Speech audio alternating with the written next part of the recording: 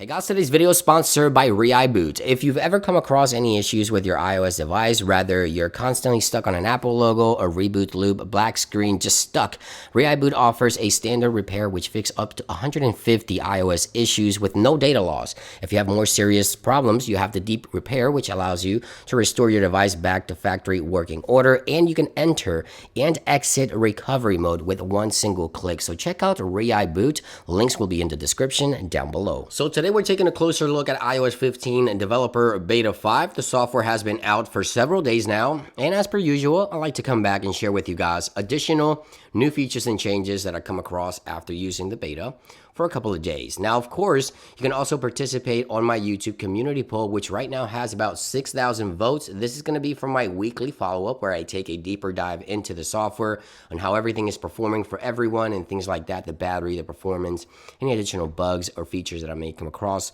a week later. But this video is additional changes that I've come across after about 2 to 3 days after the software has been released. And the first thing I want to talk about is the Translate application. The Translate application in Beta 5 now received a new splash screen with additional options. We have Conversation View, which allows you to have a side-by-side or a face-to-face conversation. So let's go to the Translate application right here, and let me show you those options. So if we go to Conversation here, we now can click this button here on the left, and it gives us the option for side-by-side or face-to-face, which is really cool because it has two interfaces here. The one person can be on this side with their language, and you can be on this side with yours, and you guys can speak back and forth, and it will translate in real time as it is Conversation View, right? So the face Conversation View is now available and side-by-side within the Translate app. Now we also have Auto Translate, which is also an awesome feature within the Translate application, and you can click here and have the Auto Translate enabled. So when you speak to the microphone, it auto translates to the language that you choose automatically directly on the Translate application right there. So depending on the language that you speak, it translates to the language that you've chosen to translate to in real time, which is super cool. So Conversation View, face-to-face and side-by-side, auto translate, and system-wide translate, by the way. So if you press and hold on a word, it would actually translate it for you in real time. Now there's also some minor changes within the accessibilities features here as well. So under accessibilities, Apple continues to move options around. So under the switch controls options, we now have the option again to confirm with switch control toggle here at the bottom of the menu for switch controls. That is under accessibilities. Under accessibilities and side button, we now have re-enabled options here for enabled confirm with switch controls and enable confirm with assistive touch. These options disappeared and now they're back here in the latest beta. We also have additional changes, and Apple continues to move this option around.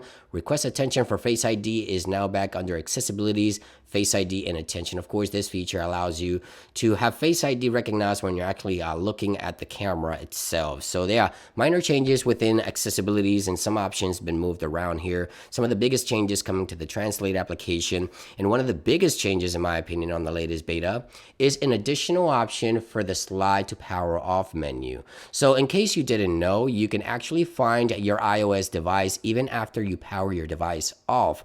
Well, Apple has added an additional option to the slide to power off menu to turn off this option in case you don't want your iPhone to be foundable after you power it off. So of course, if we go to the power off screen here, we have the option now right there to click on this particular section, and now gives us a pop-up here to turn off the findable option for this device after powering off. You can click OK to continue using it or temporarily turn it off. And if you turn it off, this of course will not let you find this device after you power off. As you can see right here, it is now disappeared right there from the menu. Now, once you power on your device and power it back up, the option is turned on automatically. As you can see right here, if I go to power off after rebooting, you see right here that the option is now foundable again. So the iPhone is now foundable again. Of course, I edited the video so you didn't see when I rebooted, but I did reboot this device.